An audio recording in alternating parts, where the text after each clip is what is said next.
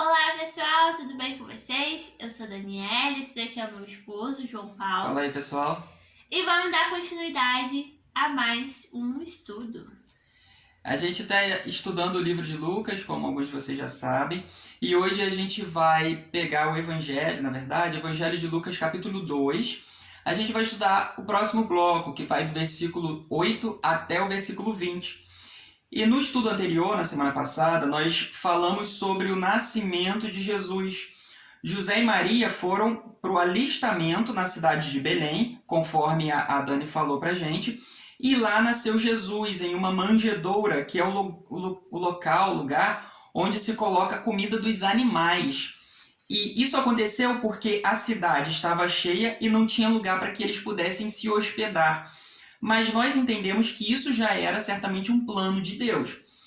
Algo que nós precisamos perceber, compreender bem, é que por mais que exista essa história e por mais que a gente acredite nessa história, é necessário que Jesus nasça em nosso coração. Isso é que é o mais importante. E além disso, nós devemos ficar atentos aos nossos desejos, porque enquanto nós queremos acumular muitas riquezas nessa terra, o Salvador do mundo veio de forma humilde para nos ensinar que o objetivo da nossa vida aqui não é acumular riquezas, mas fazer a vontade de Deus. Então vamos ver agora, nesse bloco, vamos ler do versículo 8 até o versículo 11 de Lucas capítulo 2. Havia, naquela mesma região, pastores que viviam nos campos e guardavam o seu rebanho durante as vigílias da noite. E um anjo do Senhor desceu aonde eles estavam, e a glória do Senhor brilhou ao redor deles, e ficaram tomados de grande temor. O anjo, porém, lhes disse: Não temais, eis aqui vos trago boa nova de grande alegria, o que será para todo o povo. É que hoje vos nasceu na cidade de Davi o Salvador, que é Cristo o Senhor. Bom, eu entendo que Lucas está se referindo à região da Judéia. Naquela época, era muito comum essa figura do pastor de ovelhas. Em alguma cidade próxima a Belém, havia pastores de ovelhas que tomavam conta das ovelhas durante as vigílias da noite. Das 18 horas até as 6 horas da manhã, existem 4 períodos conhecidos como vigílias da noite. Cada vigília possui duração de 3 horas. Então, quando vocês lerem um texto falando que algo aconteceu, por exemplo, na 4ª vigília da noite, ele está se referindo ao período que vai de 3 horas até 6 horas da manhã. O que mais me deixa impressionado nesse texto é que, além de Jesus nascer de uma forma bem simples, Deus fez questão de anunciar o nascimento, primeiro, para a classe social mais pobre daquela época, que eram os pastores de ovelhas. Os pastores eram pessoas desprezadas e viviam à margem da sociedade. Eram praticamente 2 grupos que eram os mais desprezados. Eram pastores e pescadores, eram os mais simples, o grupo de pessoas mais simples. E os pastores, então, viviam à margem da sociedade. Mas esses pastores eram pessoas humildes. E o que atrai Jesus, perceba bem, não é a pobreza, mas é a humildade. É isso que atrai o olhar do nosso Senhor Jesus Cristo. Deus vai olhar para você e atender o seu clamor quando você se achegar a Ele com humildade. É isso que Deus procura. Mas voltando para o texto, eu acredito que nunca houve tantas aparições de anjos como nesse período no início do Novo Testamento. Mas isso faz todo sentido, porque o próprio Deus estava aqui na Terra. Imagina só, o medo que esses pastores sentiram. Deve ter sido algo muito, muito complicado, né? Aqueles pastores, no meio da noite, de repente, aparece um anjo na frente deles. Qual que seria a sua reação se isso acontecesse com você? Qual que seria a sua reação se aparecesse um anjo assim no meio da noite para você? Eu ficaria ficaria bem assustada. Eu acho que eu também ficaria bastante assustado. Então, naturalmente, esses pastores, eles aguardavam sim a vinda do Messias. Mas, mesmo assim, o medo deles, eu acho que foi algo normal. Normal, porque não é comum aparecer anjo para uma pessoa. E o anjo apareceu para dar a boa notícia que eles tanto esperavam. O texto dá a entender que essa notícia deveria ser espalhada para todo o povo. Imagina só, naquela época não existia o telefone e não tinha internet para você entrar em contato com as pessoas para falar sobre o nascimento de Jesus, não é verdade? Mas Deus não depende dos nossos meios de comunicação, ele não depende dos meios de comunicação que existem hoje em dia. Quando Deus quer falar com você, ele pode fazer isso de diversas formas, inclusive enviando um anjo, se ele quiser. Mas nem pense em fazer prova com Deus de que se aparecer um anjo aí você vai cumprir uma determinada promessa. Porque algumas pessoas fazem isso mais pela curiosidade de querer ver um anjo e acabam se sentindo frustradas porque Deus só envia anjos se realmente houver uma necessidade. Se for uma necessidade extrema, ele vai enviar anjos para isso. E era o caso daqueles pastores. Mas qual foi a notícia que o anjo trouxe? Nós lemos no versículo 11. Vamos ler o versículo 11? É que hoje vos nasceu, na cidade de Davi, o Salvador, que é Cristo, o Senhor. Então, essa era a notícia mais aguardada de toda a história. Já tinha sido profetizado isso lá no Antigo Testamento e agora estava se cumprindo. Muitas pessoas, inclusive, morreram aguardando essa notícia, a chegada do Messias. O nome Jesus significa Salvador ou salvação, e a palavra Cristo é um adjetivo que significa Messias ou ungido, mais especificamente, tá bom? E aí é importante a gente ter esses conceitos, porque o nome Cristo, na verdade, não é o sobrenome de Jesus, é um adjetivo, uma qualidade dada a Jesus Cristo. Ele era o ungido. E agora a gente vai para o versículo de número 12. E isto vos servirá de sinal. Encontrareis uma criança envolta em faixas e deitada em uma manjedoura. Há quem diga que esse sinal era necessário, porque provavelmente haveria outros recém-nascidos em Belém também. Mas Jesus era único. Certamente não haveria outro recém-nascido envolto em faixas e deitado em uma manjedoura, concorda? Eu acho que seria impossível isso. Jesus precisa ser único na sua vida. Essa é a interpretação que a gente pode perceber também. É esse o entendimento que a gente precisa ter a partir disso. Jesus era único naquela situação e Jesus precisa ser único sempre na nossa vida. Quem olha para você, quem olha para mim, quem olha para nós, precisa ver Jesus em nós. Ele é inconfundível. Agora, olha que cena inédita. Versículo 13 e versículo 14. E subitamente apareceu com um anjo uma multidão da milícia celestial, louvando a Deus e dizendo: Glória a Deus nas maiores alturas e paz na terra entre os homens, a quem Ele quer bem. Imagina a situação. Além de aparecer o anjo, ainda apareceu uma multidão da milícia celestial. Os anjos estavam louvando. Talvez seja por isso que nós vemos tantas cantatas de Natal. É muito comum isso. É uma cena que lembra um pouco esse momento, os anjos louvando a Deus. O nascimento de Jesus era o início do cumprimento da promessa de salvação. E isso já era motivo para os anjos louvarem a Deus.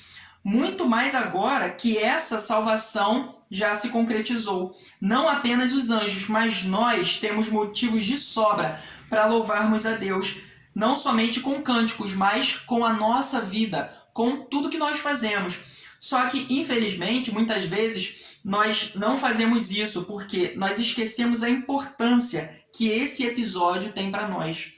Perceba que no texto, os anjos estão dando glórias a Deus. É esse reconhecimento que nós precisamos ter. Quando Deus te abençoar com qualquer coisa, aprenda a dar glórias a Ele. Deus enviou Jesus para o nosso bem.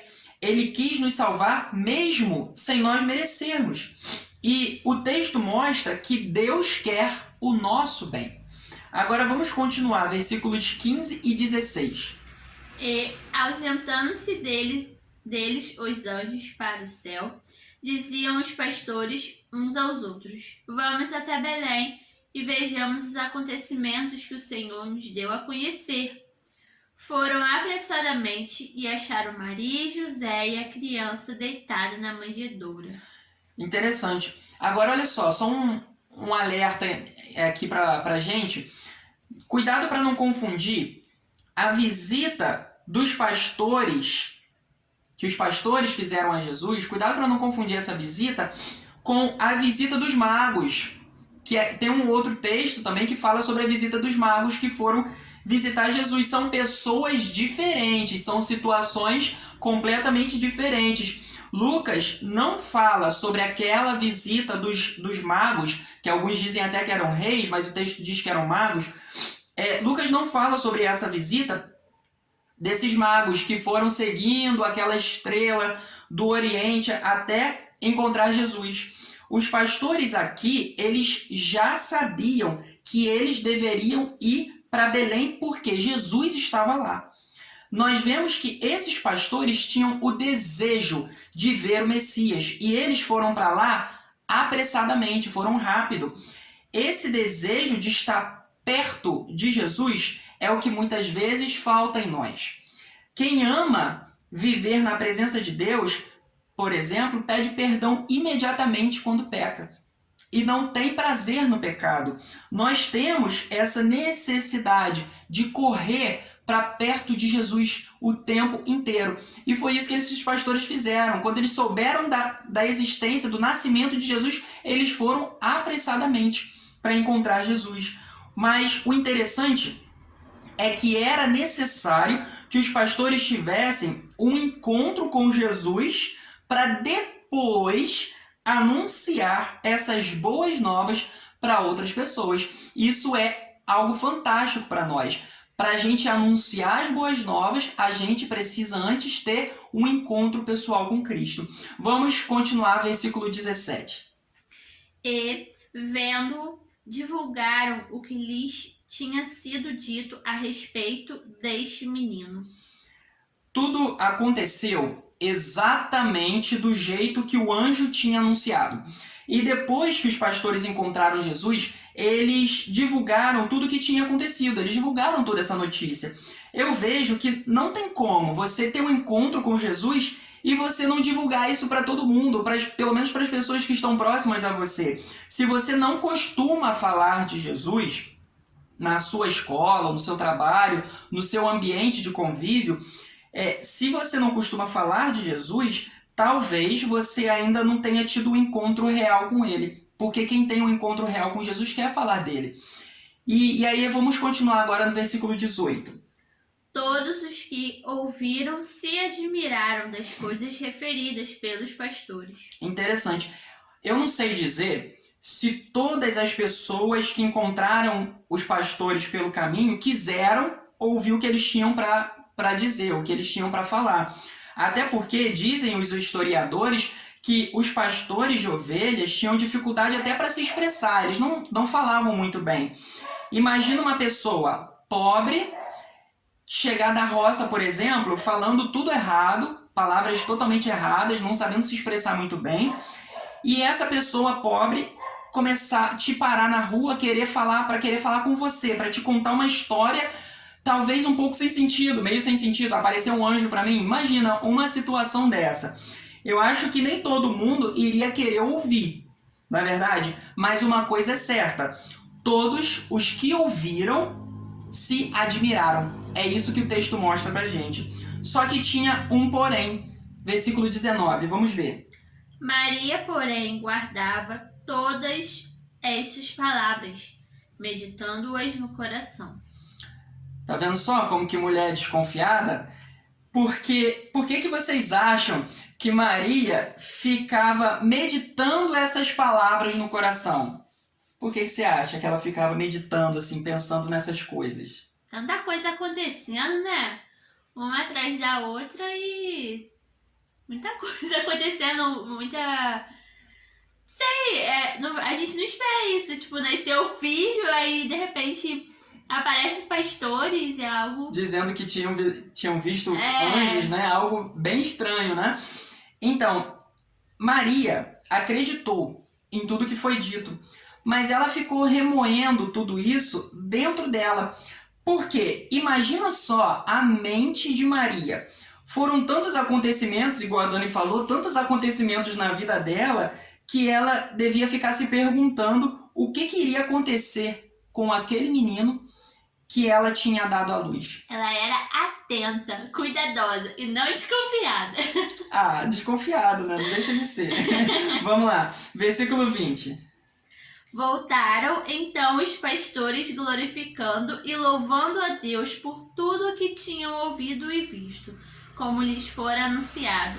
Bom, essa era a reação que Deus queria causar na vida dos pastores. O encontro com Cristo desperta em nós esse desejo de louvar a Ele, de dar glórias a Ele pela salvação que Ele nos deu. É o maior bem que nós podemos receber de Deus. Veja que em momento nenhum os pastores criticaram o fato do Salvador do mundo ter nascido, ter sido colocado numa manjedoura. Em momento nenhum eles criticaram isso, até porque eles também eram pessoas simples. A impressão que a gente tem do texto é que esse fato não deixou os pastores escandalizados. Pelo contrário, a reação deles foi de profunda alegria por terem visto o Messias prometido. Então, com esse estudo, nós aprendemos que o encontro com Cristo nos dá motivos de sobra para louvarmos a Deus eternamente, para o resto das nossas vidas. Porque Ele veio ao mundo para nos salvar. Não foi para nos dar riquezas, não foi para nos dar muitas coisas que nós pedimos. O objetivo dele ter vindo a esse mundo foi para nos salvar. E se nós recebemos essa graça, isso nos basta. Isso talvez seja muito difícil da gente aceitar, da gente querer compreender, mas a verdade é essa. Cristo veio para nos salvar.